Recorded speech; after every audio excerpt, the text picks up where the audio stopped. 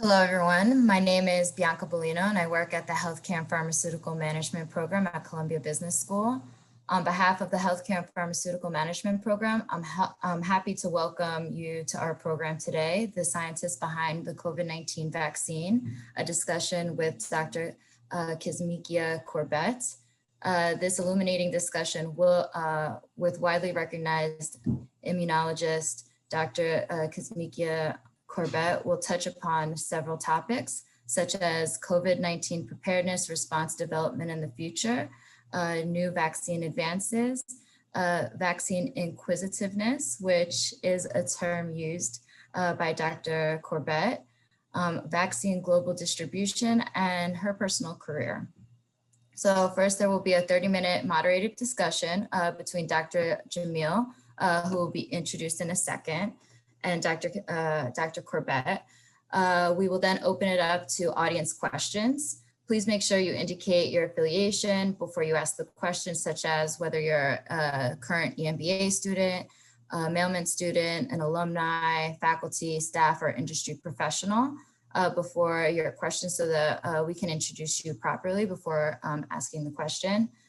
Throughout the event, there will be 3 polls that you'll see will pop up on your screen. This is just so that we can have some interactive data throughout the discussion. Lastly, I wanted to thank our partners at the Mailman School of Public Health for co-sponsoring this exciting event with us. Our moderator for today is Dr. Jamil. He is currently an adjunct professor at Columbia Business School, as well as a commercial leader in global marketing strategy at Merck Oncology, where he's helping commercialize immunotherapy products. He has worked for over 2 decades as a pharmaceutical leader in strategic and operational capacities, and is passionate about using technology, biology, and both biology and digital to improve and extend lives of cancer patients. Thank you, Jamil, for moderating this discussion today, and I'm going to pass it along to you to introduce Dr. Corbett. Thank you very much, Bianca. Good afternoon, everybody. It's my pleasure and privilege to be the person posing questions to this remarkable young scientist who I'm going to introduce to you now. Dr. Kizzmekia Corbett is currently an assistant professor of immunology and infectious diseases at Harvard's THN School of Public Health. And she's also the Sudzer Assistant Professor at Harvard's Radcliffe Institute of Advanced Study and an associate member of the Philip T. and Susan M. Ragland Institute. She's a widely recognized immunologist, as Bianca mentioned, and she had been a leading scientist of the Vaccine Research Center's coronavirus team at the National Institute of Health. In 2008, Dr. Corbett received her BS in biological sciences, along with a secondary major in sociology from University of Maryland in Baltimore County, where she was the Mayer Scholar and the NIH undergraduate scholar. And then she obtained her PhD in microbiology and immunology in 2014 from the University of North Carolina, Chapel Hill, holding multiple honors, including a director's scholarship. So prior to Harvard, as I mentioned, she was a research fellow and scientific lead at the National Institute of Allergy and Infectious Diseases Vaccine Research Center.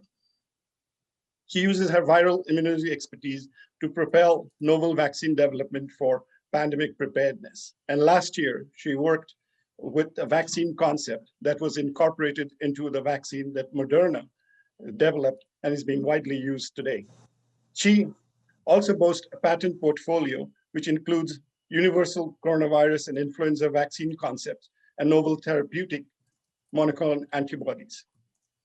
And she has had 15 years of experience working and studying about dengue virus, respiratory viruses, influenza viruses, and coronaviruses. So I'm really proud and happy and privileged and honored to welcome Dr. Corbett. Hi, thank you so much for that very kind introduction. I think that's the first time I've been introduced with my Harvard affiliation, so feels good.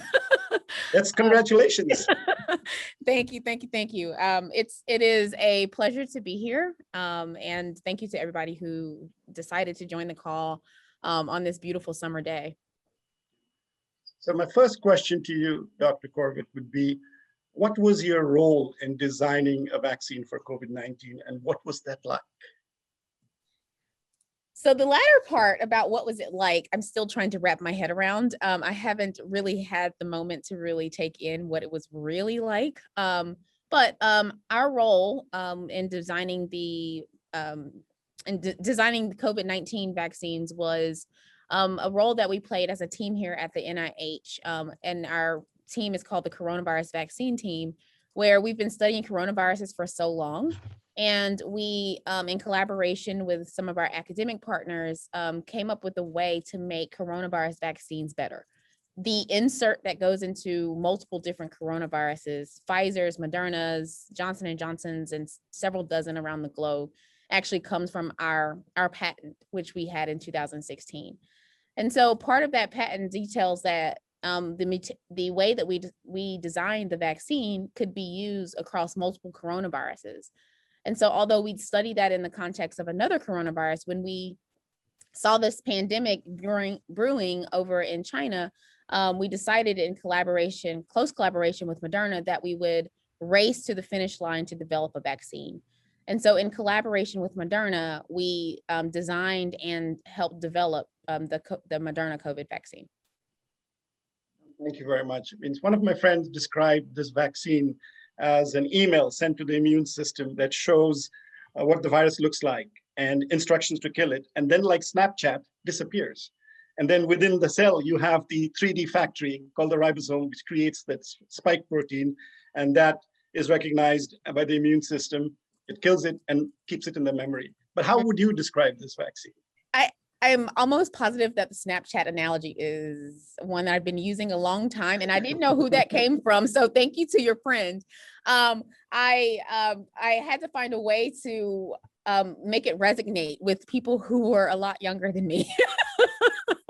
But that is exactly what it is. It is essentially a way for us to send a message that is a message that only lasts for about 24 hours, similar to a Snapchat message, to your body to make a particular spike protein, or protein that is on the surface of coronavirus. It's called the spike protein. And because your body sees that spike protein and your immune cells rush over there and learn that spike protein in some detail, now your body has built up the defenses to protect yourself when it sees a coronavirus later. That's exactly how this works. Thank you for sharing that. So what was one of the unexpected barriers for you and your team during this rapid development? And I say rapid because the last time we were able to make a fast vaccine was in the 1960s for mumps, and it took 4 years. And this was less than a year. So what was one unexpected barrier that you faced, and how did you overcome? So, 4 years from the time that the virus was quote unquote discovered until the time that the vaccine got authorized. But I will say that had the Zika epidemic or regional outbreak, however you describe that, had that progressed to the point that we would have been able to run large scale clinical trials, the Zika vaccine probably would have beat that record. And that is because prior to this particular pandemic, the Zika vaccine actually got into a phase 1 clinical trial in only 6 months, which was the world record. And now we match that or 66 days. Nevertheless, I think that, I actually forget what your question is about the speed, but one of the things that was a barrier, it was that we actually had to wait for a lot of systematic things to catch up with us. And so when people say, oh, this was so fast, like there's no way we can trust it, in the back of my mind, I'm like, do they know we could have done this far quicker? It was from a very systematic standpoint, we just had a system in this country, and that system had to catch up with the fact that we were running very fast into clinical trial. And then after going into clinical trial, the data was so good that each of the steps and the checkpoints, it just was so smooth. And so what was then known as Operation Warp Speed had to catch up a little bit.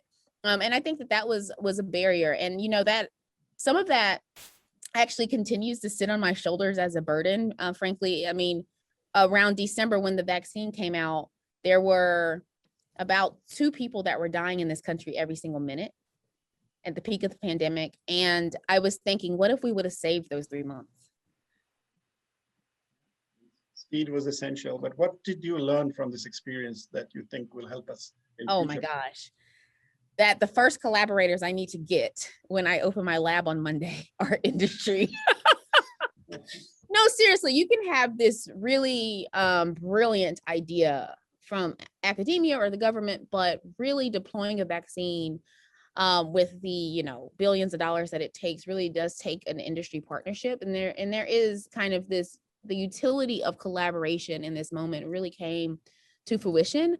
My official title at the VRC was scientific lead of the team, but actually I just say that I was a collaboration consultant because my entire job was to make sure that all the pieces of the puzzle were oiled together in a way that we were melted together in a way that we were able to do this. And so the main lesson is that collaboration is certainly essential, and not just from academic institution to another, but what we had here was, WHO, FDA, NIH, Moderna, other pharmaceutical companies, academic laboratories, literally every single person was working towards the same goal. And that's really important. So since the discovery of the virus in Wuhan, we have had multiple variants now. And most recently, we had the Delta variant. So what are your thoughts on these variants, and how do you think these vaccines that has already been deployed will be able to counter those variants? So we've published data. I think multiple labs across the world actually have published data on the different vaccines and what the efficacy of those vaccines are to the various variants. And so the outlook, especially for the vaccines that really sit in that 90% efficacy range for the original strain, the outlook looks just fine, right? You might get a dip to about maybe 80% protection, but a reminder that is still very brilliant vaccine. When you compare it with other vaccines. You're right, yeah. And so, so right now the outlook looks very promising. The trick here is that, as it was always, you're racing against a virus that has evolved to be basically smarter than us at this point.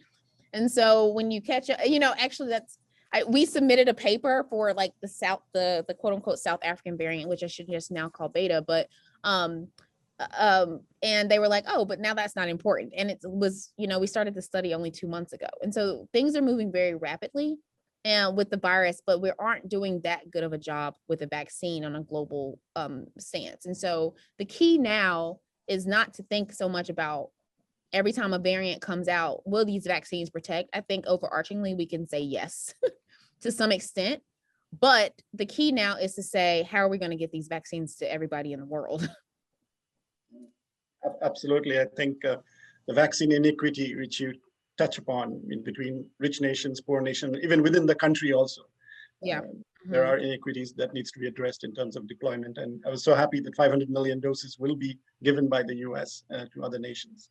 But let's come to the variant and booster shots, or even will the immunity last, and do we need booster shots? What are your thoughts on that?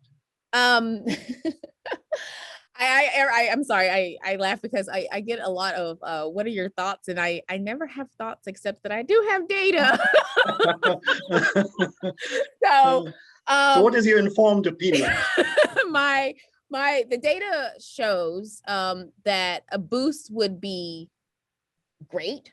Why not? Right? You can always boost the immune response that a person has if you give them extra doses.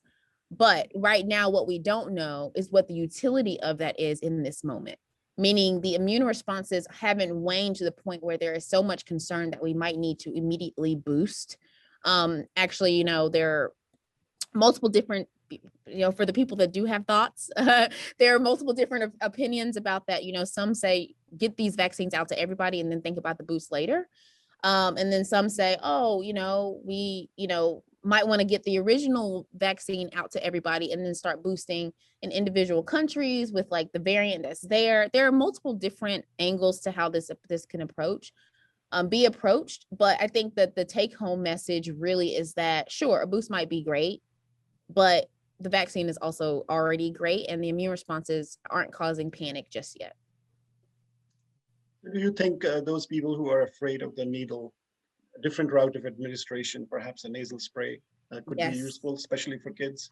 Yes, or micro needles, right? Very microscopic needles that give like intradermal into the skin injection. Nasal sprays have utility. I mean, I've seen people talking about I don't know if you remember, I don't even know if they still sell these, but the old school like Listerine strip that you put on your tongue as a breath mint. People have talked about something that just dissolves like on your tongue.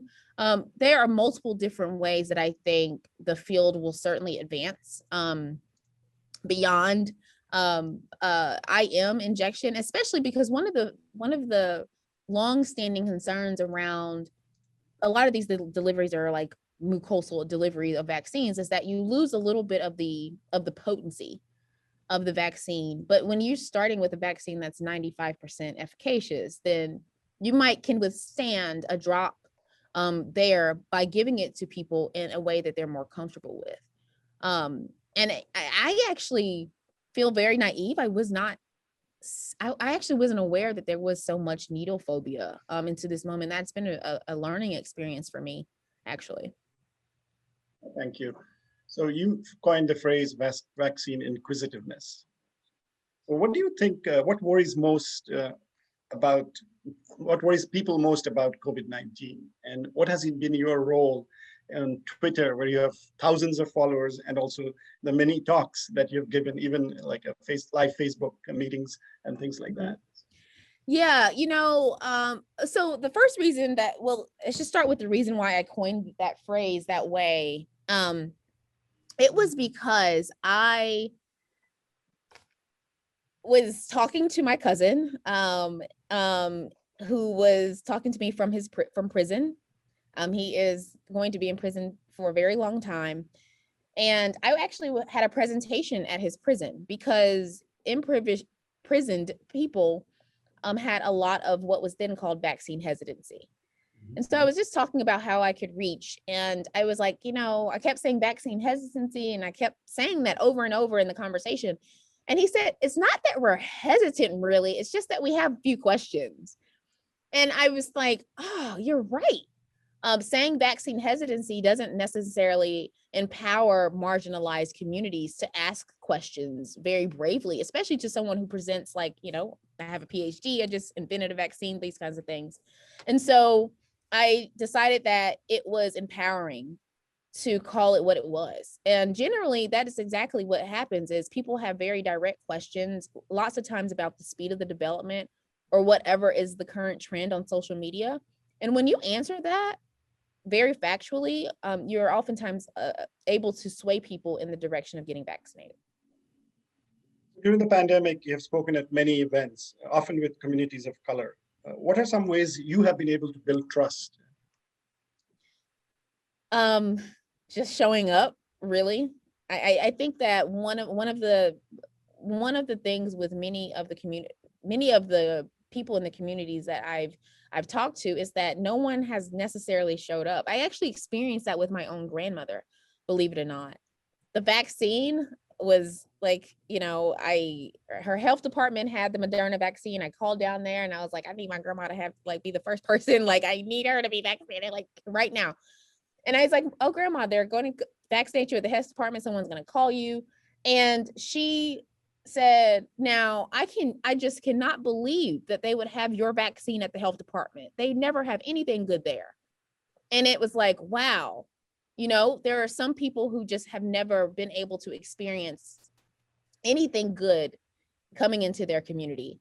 And so to break down those barriers, basically you have to just say, I am here and I am here for you.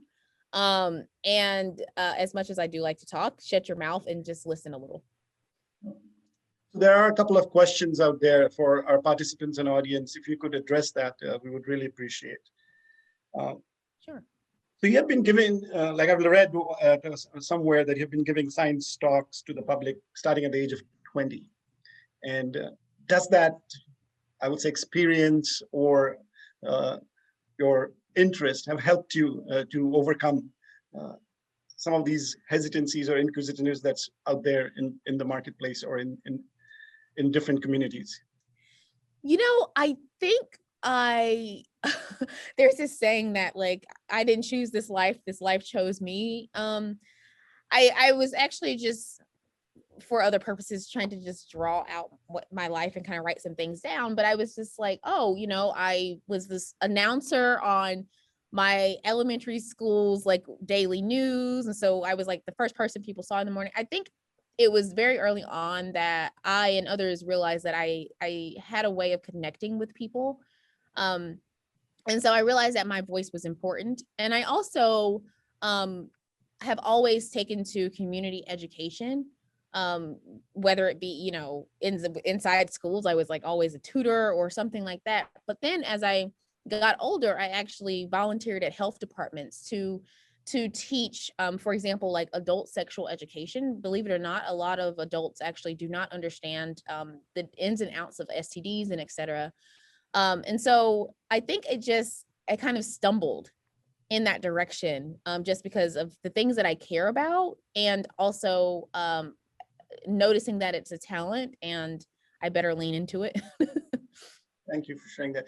I want to share the outcome of the poll that we just did. 95% are fully vaccinated.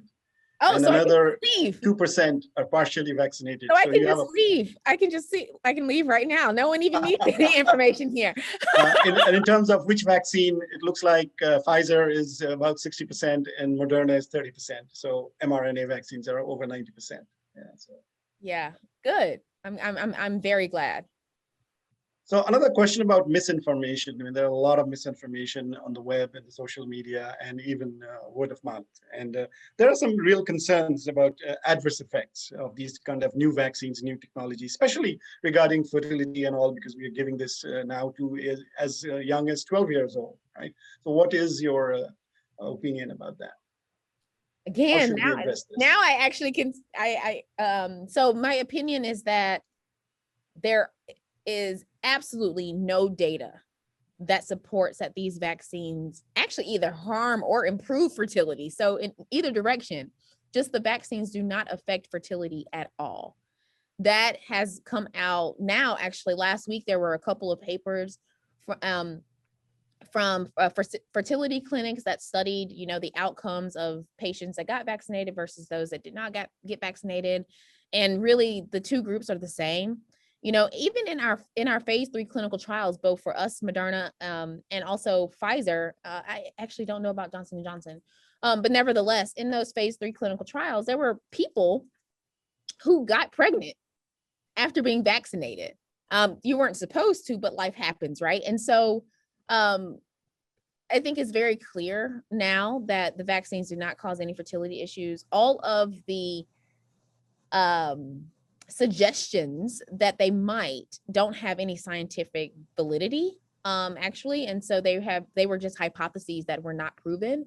And so you know, that also, as we're talking about burdens and things like that, that was also one of the things that one of the pieces of misinformation that really stung, because, you know, it was, you know, whenever it came out, the numbers started to show that, especially in the African-American community, that there was a dip in the amount of women in the African-American community that were getting vaccinated as compared to men. And it was like one of the first times I'd ever seen men basically beat women on a health graph.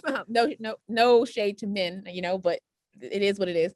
And I was just like, there's such a clear effect of how information can just change what people think and the choices that people make with their health. And so that is one of those pieces of information that I want to meet the first person who said that. Have words with I hope you meet him or her. So, I mean, I was looking at a survey that was done in December, which said about 46% of Black Americans and 30% of white Americans don't want to take the vaccine. And there's a lot of myth about herd immunity and how we can reach that level. Do you think that it's possible to get to herd immunity without getting 2/3 of people vaccinated, or is there another way? Well, I don't think in a global economy, and just 2021 herd immunity, the definition just has to be changed. But here I am, that person that always wants to change the definition. So you can take this with like a grain of salt. I will probably in my career change a million definitions, and you can listen or not. But nevertheless, when we think about herd immunity, we think about it on a very wide population scale, right? So herd immunity is where you say 70-80% of a population is vaccinated or has some immunity to a thing. And so it causes a situation where the virus just has roadblocks and cannot transmit anymore. But that's not really how it works, because we still have segregated neighborhoods. We still have people with like minds working at the same place for 9 hours. Sure, I could come to the vaccine research center and be safe for 9 hours because like 95% of the people in this center are vaccinated. But if I were to go to a prison, right, might not be the same. And so, and also, what if I were to have a vacation right now? Also, in a different part of the world where vaccination rates are a little bit lower, it's herd immunity has to be really broken down, I think, a little bit more, because we've really given the public the sense that they are going to be protected because they live in the United States and there might be 70% of people who will get the vaccine. And that's not the truth, because there are neighborhoods right now that only about 20% of people even have gotten the vaccine. And there are clinics that haven't seen like giving out one dose in a couple of days in some neighborhoods. So that means those neighborhoods will go into the fall with 20% of their population vaccinated, and that will be a problem. And so, no, I don't like the idea of thinking about vaccination from a herd immunity standpoint without the equity inserted. And there has also been some talk about immune compromised people might not have the right kind of immunity with the vaccine. Yeah. Transplant patients, unfortunately, the vaccines are not doing well in people who are immunosuppressed and on immunosuppressant therapies. Well, and then obviously there's no telling when we will get all the way down into the infant age group. So there's the children that are continuing to be left out. And, as immunity starts to wane, more than likely the most vulnerable populations will be the elderly people. And so it'll kind of be on the backs of us young, healthy people who are vaccinated to, be part of the herd immunity for them as well. And so we have a long way to go for sure. Thank you. So how can this new vaccine technology be applied to other infectious diseases, non-infectious diseases, and more importantly, cancer, which I have a vested in? Since I'm talking to a business school, I was tracking this because I kept getting reached out by like every new mRNA startup company trying to like get hired for the last year, right? And I was like, there are dozens of them. Yeah. Everybody is starting a new company. There have been like 36 companies that have like popped up on the radar as like having potential, like really good technology in the last year. And I think there is actually the reason why they are going to be funded with a lot of VC money is because there actually are 36 and more angles to how this technology can be used. There are certainly enough BioNTechs and Modernas to go around. There is cancer. There are hair loss. I mean, there's just whatever. Whatever you can think about, I'm sure that mRNA is going to transform that field for sure. No, it means it's more of a platform technology, and it can be used to send different kind of information to produce different kind of proteins. Yeah, absolutely. Insulin, whatever. Absolutely. Right? That would be very nice for the diabetics, especially type 1 potentially. So we'll switch gears and talk a little bit about what advice you would give to kids and women of color about career in science, in STEM, given how successful and accomplished you have been at such a young age. Don't do it. No, I was kidding. Okay, if you're going to do it, don't do pandemic preparedness, because you are signing yourself up to not sleep for however long. I'm also being very facetious, right? But you know, the opposite to that question is that people will say, well, if you weren't a scientist, what would you be? And I honestly I do not know. But I do know that I would not be happy. And one of the things is that I noticed how happy I was being a scientist very early, because I took on experiences in labs and other types of internships to help me, I guess, pinpoint where my happiness would be in a career field, and also help me to see what I liked and what I did not like. And so my first piece of advice is that you just explore. If you like something, for me, I was, finishing like math tests in 10 minutes. Teachers were like calling principals and telling them that I was like cheating because I was solving math problems far different than anyone else. Like, I realized that I liked a thing, and I went to go explore what that looked like for me as a career. And so you should do that if you are interested in the STEM fields. But what you should also know is that, I am leaving my current institution because I felt like I had better opportunities for career growth there at another place, and that because there are just glass ceilings everywhere. And breaking through them is extremely difficult. And the fact of the matter is, I probably would be applying to faculty positions this upcoming round if I, didn't invent a vaccine. And when you think about the bar for that, I had to invent a vaccine in order to get noticed as a potential faculty member. And so hold fast to dreams and find people who believe in you enough to just go out on a limb and say, I consider her me, and I think that she will be as good as I would be at your institution. That's actually how Dr. Graham's recommendation letter reads. I asked for it because I needed to just see, right? And it reads, she will be as good as me. And that is what you want. You want someone to really back your career in that type of way. You talked about internship, and I know you started internship at the age of 16. And would you like to share what inspired you? Money. I was poor. You're in the business school, so that's the right answer. No. I mean, I was in high school, and I wanted to have school clothes when I went back for the summer, after the summer. The way that you get school clothes from where I'm from is you work for them. And luckily I had a mom who, despite the necessity of maybe me having to buy my own school clothes, decided that she was going to say, sure, you can get a job this summer, but it has to be educational. And I think her taking a stand about that and forcing me to go explore, because I'm the first generation 4-year college graduate. I don't come from, means, and no one would have been able to tell me that getting a doctorate was even a thing, let alone possible for me.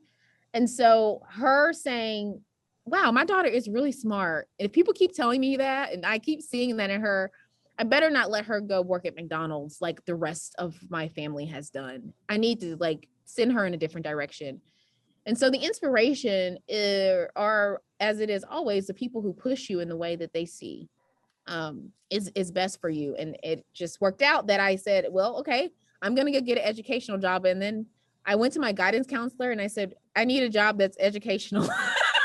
And they said, okay, look, there's this program at the University of North Carolina. And that's how it ended up.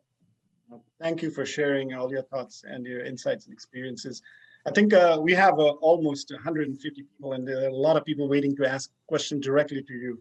So, Bianca, if you can help us. Hi, yes. So I'm going to bring to the stage Lena Condell. She's a student and a health professional and in human resources. So you're going live.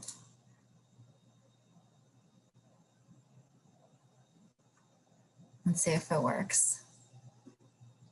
You can ask your question now.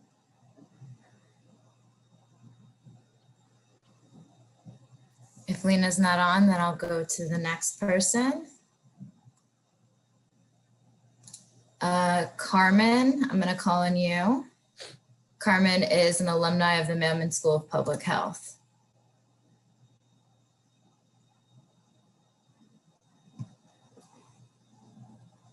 So Lena said that she can't talk. It's not letting her. So you may have to read these questions. Okay, so we could do that. That way it might be easier, Bianca. Okay, sounds good. So do you mind? Because I can't see them. I don't know where they are. So Lena asked, since developing advancements in the coronavirus, there have been advancements in creating a HIV vaccine. Would you be interested in assisting the creation of the vaccine, and why? No, I do not. I do not like crowded fields. It is like having to wake up and like looking on the internet to see if you got scooped for your data every single day. It's just nerve-wracking. The reason why I chose to study coronaviruses is because it was understudied and I could sit in the back of this like multi-billion-dollar institution, use their money and study something really cool and not have to worry about pressure for HIV vaccine and flu vaccine and all these things. And so, no, I think that, you know, there becomes this thing where all of the bright people, when a field has one breakthrough, all of the bright people in science just rush over there. It's partially because of the way that funding happens, and we just have to fix the system in that way because you rush where the money is. I understand, but then you just lose, right? Because everybody that was studying arterioviruses is now studying coronaviruses. But like, if an arteriovirus was the cause of pandemic, we would all like hemorrhage to death, you know? So it's like, I will study lesser studied fields and try to make breakthroughs there. So I can give, you know, the next generation of scientists a head start. And then if we ever need a vaccine, so I can give a company a head start as well. Thank you. I think, Carmen, I unmuted you. So if you want to ask your question. Yes. Can you hear me? Okay. Yep. Yes, I'm an alumna, and I just had a question. You talked about how possibly, and thank you for doing this talk. It was very informative, very great. You talked about how you probably could have developed your portion for the vaccine even quicker, even sooner. I think you mentioned something like that. So in any way, my question is, did you experience any kind of political pressure early on, you know, things that we were reading about in the news that caused a challenge or an obstacle for you to move forward in your work? And then my other part too is, what do you think about the military not mandating the COVID-19 vaccine? So I don't have thoughts about mandations on vaccines because I want to live in a world where everybody is so informed that they just make the healthiest decisions for themselves anyway. So I would agree with not mandating vaccines. I know that probably sounds counterintuitive for someone like me, but I believe in choice, especially when it comes to people's health decisions. And then so the first part of your question was no. Whenever I would see political pressure on like the news or like read about it in a newspaper or have someone talk to me about it like on Twitter, I would think, honestly, no one pressured me to get out of bed and go design a vaccine. No one was pressuring us to get any data out quick. The pressure comes from like within. We actually set a clock in collaboration with Moderna. We were like, we want to get to phase 1 clinical trial in 100 days. This is before it was even a pandemic, because we wanted to prove a point. We wanted to prove that like this collaboration that we had is so fruitful. And the politics, honestly, that's not how it happens. Now that I'm leaving the government, I can just say that out loud. It's not how it happens. You know what? The politicians, you get to a point where like the science is so great and the thing is working, and then the politicians just stop by and say hello, thank you for your service. And then go back to their jobs. It's not, no one's pressuring me. It's not that way. Thank you so much, Carmen, for asking that question. Next is going to be Jasmine. Oh, Jasmine has left. So next is going to be Justin. Justin Graves. So in just a minute. Justin.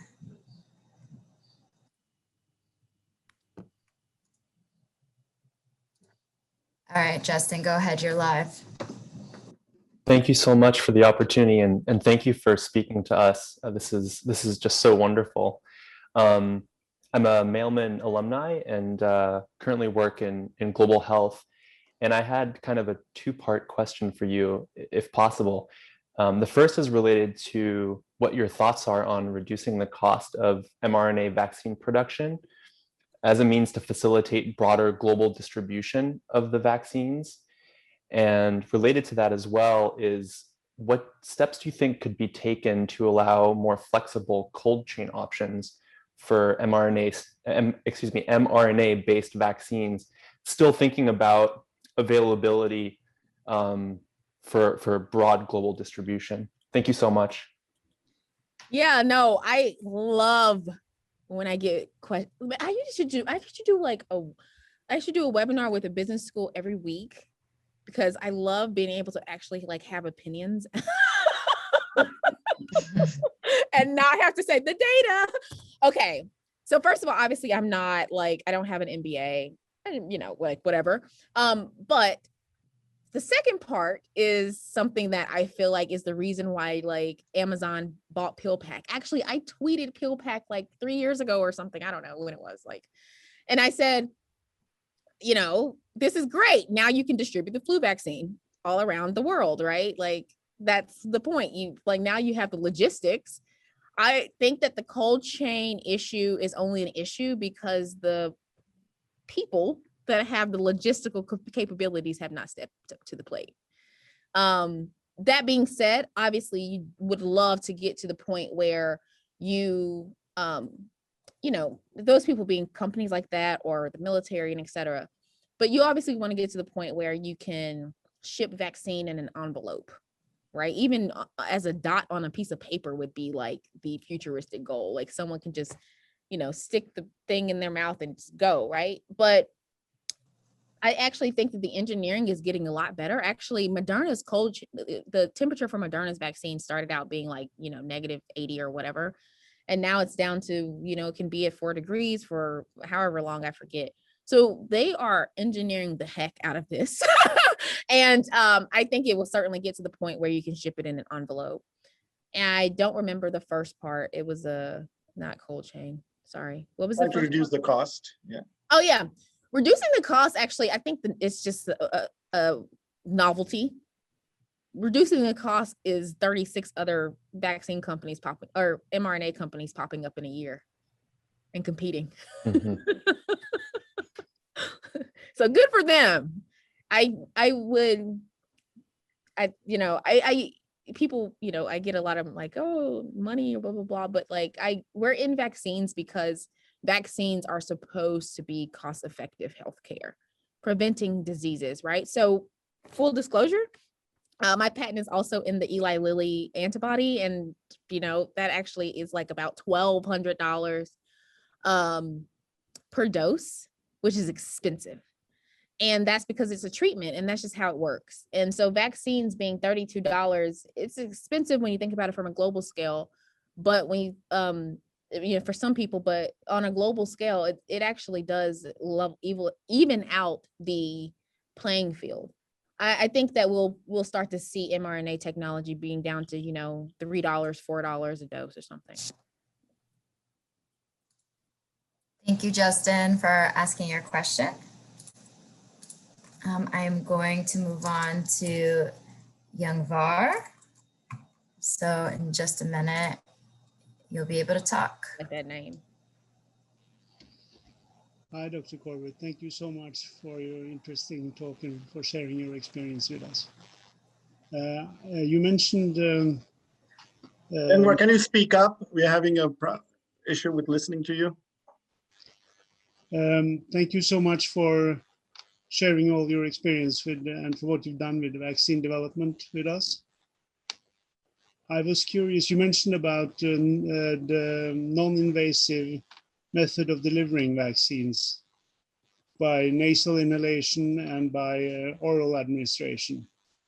And I wonder if, which is the main barrier to make that work properly? Is it mucus barrier? Is it the mucus barrier that's the main problem? Well, you know, the barrier is that when you give something into the muscle, the immune response that you get is really a systemic response, meaning it's kind of like it's in your blood, all over your body. When you give something locally, like in the nose, or in the mouth, and you know, people have actually explored, not for coronaviruses, but for like STDs, like intervaginally even, vaccines, you really have a localized immune system where you harbor a lot of like T cells and antibodies right here in your mucosa, which is cool, right? That's where the virus comes in because it's a respiratory virus. And so you can stop some in its tracks, but you don't really stop enough, as opposed to a systemic immune response, like how intramuscular delivery gets. You have immune responses, not just in your blood, like I was describing, but we also show multiple times over that you have antibodies here as well. And they are long-lasting antibodies, actually. And so you just get a holistic, better immune response that way. But if you could use if nanoparticle translocation could be improved significantly, would that solve the problem?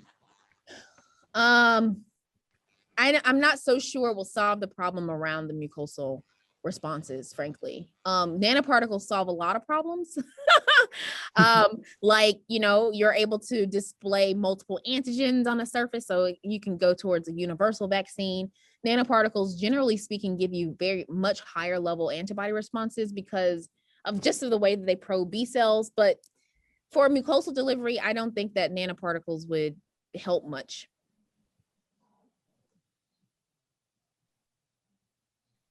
Thank you so much. Elon Musk says that nanotechnology doesn't exist. He says it's like not true that you can even, nanotechnology doesn't exist. So whatever. I'm gonna allow Allison Hosu to speak. Go ahead, Allison. Hi, thank you so much for speaking to us today. I'm a Mailman School alumna and I'm currently working at Columbia. So my question is, when you've run into anti-vaxxers and or people who don't believe in COVID-19, what are the best ways you have been able to persuade them otherwise if you have been successful in doing so?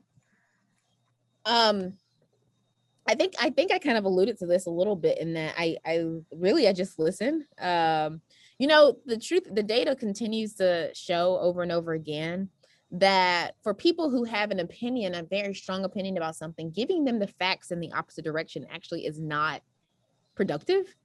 So I would just be wasting my breath trying to, people are always like, why haven't you responded to this on Instagram? All the anti-vaxxers are saying it. And I'm like, for the people who believe that, me having anything to say on Instagram is not going to change their mind, frankly. What would, though, is for me to casually pop up on an Instagram live and they come across that video, or see them and say something to them. There really is this kind of interpersonal connection that has to be made. And part of that connection is saying, okay, wow, I can see how you would think that, you know, and frankly, for the people who started the first fertility arguments, even though it was a hypothesis, they didn't do any studies. When they hypothesized it, I'm like, I can see how they would make that hypothesis, right? You know, it's a sound hypothesis. I wish they would have tested it before speaking about it, but nevertheless. And so saying, I see how you can come to that conclusion is important. Thank you so much. Next is, sorry if I'm not pronouncing the names right, but Yaman. So let's see. All right, go ahead, Yaman. Can you hear me? Yep. Thank you. Thank you, Dr. Corbett, for the spirit, the humor, energy that you bring out. You inspire those who have the potential to follow your footsteps. I even quoted what you said. We were so fast developing COVID-19 vaccine that Operation Warp Speed was a barrier to our speed. So it's good laughter, good chuckle. Thank you. So I'm a Columbia University DRPH candidate in my third year. And I heard you mention prisons as the high risk area several times. What did the data show, or does the data show, where the highest levels of infections are? Homes, restaurants, prisons, schools, nursing homes? Where did you see the biggest mixture happen for the infection to just get out of control? Nursing homes and prisons were just, if someone brought a virus into any of those places, you just saw a complete devastation. You know, there were, you know, up to 20% of a nursing home, the people in the nursing home passed away from a virus transmitting. It's because of just the close quarters that they oftentimes live in, especially in the prisons. And then for the nursing homes, it's because there's this density of vulnerable aged people. And so, you know, actually schools, we didn't see massive outbreaks at schools. And I think there was because for schools to open, there had to be some level of precaution taken. We did not see massive outbreaks among staff at hospitals, is again because of the precautions that people took, you know, while they were in the hospital. And so it was certainly prisons and nursing homes, unfortunately. Next, we have a third year dental student from India, Pooja.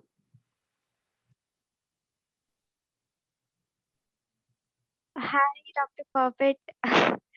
I am a huge fan of you, and I kind of look up to you.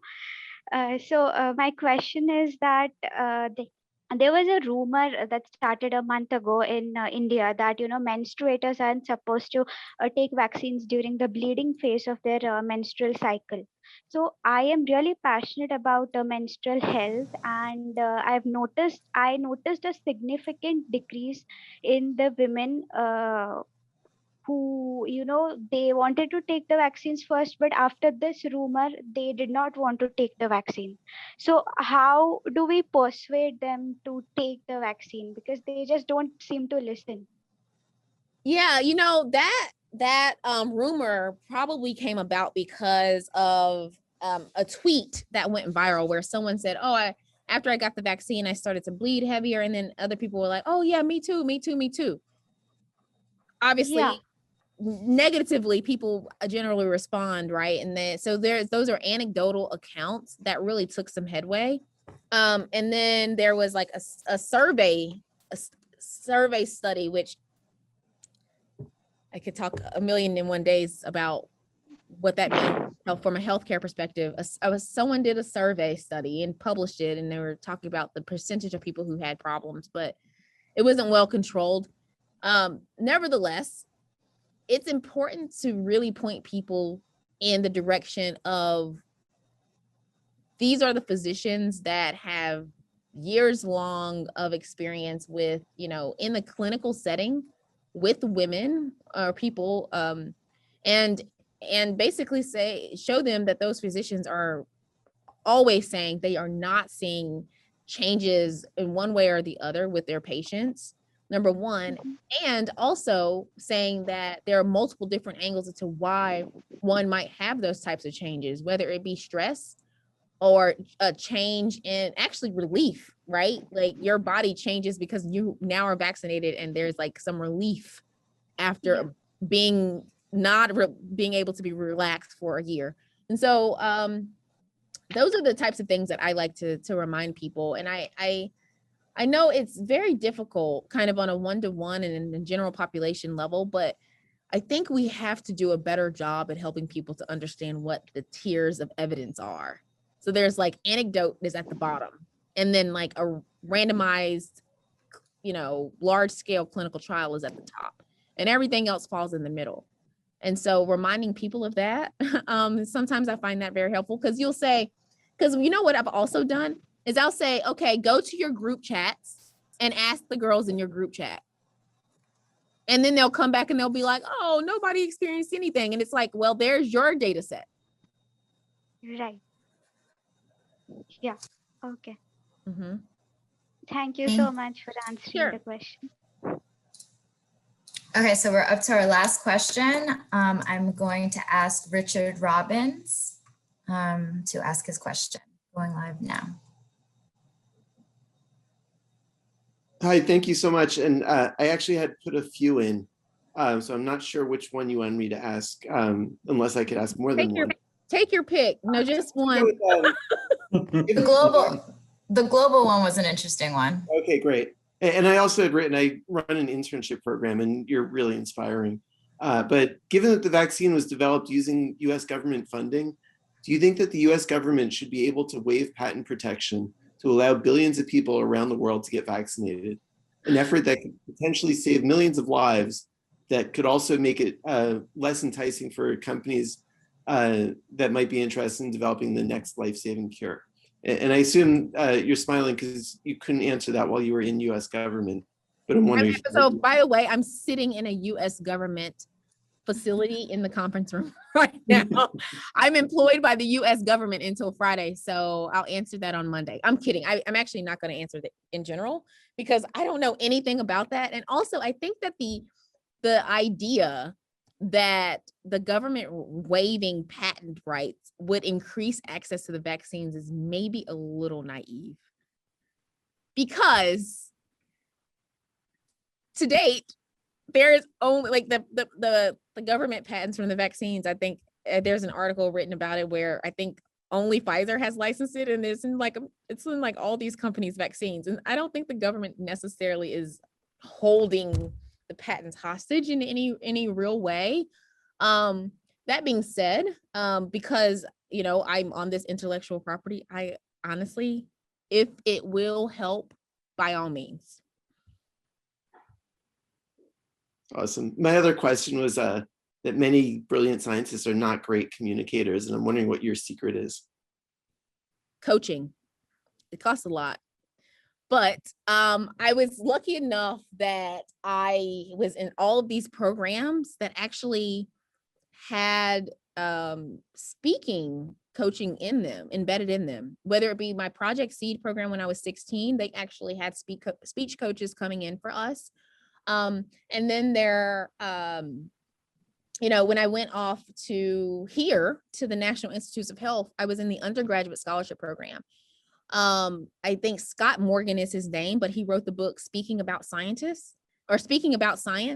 He trained us every week for like 9 weeks every summer. So I got trained by him for 9 weeks for 3 summers. And then, I also have been blessed to be at an institution like the NIH that, from a communication standpoint, they actually have an amazing communications team. And I've been given all the assistance that I need, especially in this moment where I'm so public facing. And, practice. Practice really helps. But, I was just, this is the last thing I'm going to say. I have to go. Like, my movers are like, we need someone to watch the truck. But, I was just visiting Drexel. Drexel has this like science communications program or certificate, and it's like an entire curriculum. And I was thinking, wow, this is like different. But I think that something like that should just be kind of embedded. I think we are getting to the point where we certainly are going to have to be able to communicate our science outward. There was like, I'll give an example. When the WHO said, oh, this is what the variants are called now because it helps the public to understand, scientists went crazy. They wanted to use B1.351 for the variant that started in South Africa, B1.617. They wanted to use all these numbers and scientific lingo continuously rather than just saying Delta, Beta, Gamma. And I was like, why don't more scientists understand that this actually is such a good thing? And I immediately went into my paper that I'm hopefully submitting on Monday, and changed it to like Beta, because it's important that we do that. I have a dream. We'll see if it actually works out. But I actually plan to probably host my lab meetings in my lab globally. So anybody is going to be able to see it in real time. Eventually. We won't start out like that, but yeah. That'd be awesome. Yeah, we just have to shift it that way. Time is running out, but thank you so much, Dr. Corbett. Bye. Such a pleasure All and a right. privilege. Thanks a lot. Thanks for giving me my last, I guess this is like a mic drop. When I close my computer, I'm walking out of this place and I will not be back unless it's on a helipad as the president. Safe travels and good luck at Harvard. Bye. Thank you so much. I wanted to say thank you, the Mailman School of Public Health, for sponsoring this event with us. Thank you, Dr. Corbett. For me, Absolutely. you have been a personal inspiration, and I'm so glad that we got you to come here today. We'll probably keep in touch, more business school events if you would like. Coming soon. I'll be in touch with you. But thank you, everyone. There's a survey afterwards, so please fill out the survey. You'll get an email about it as well. Thank you, Jamil, as well. Bye. Bye, everyone. Have a good Thank you. afternoon, everybody.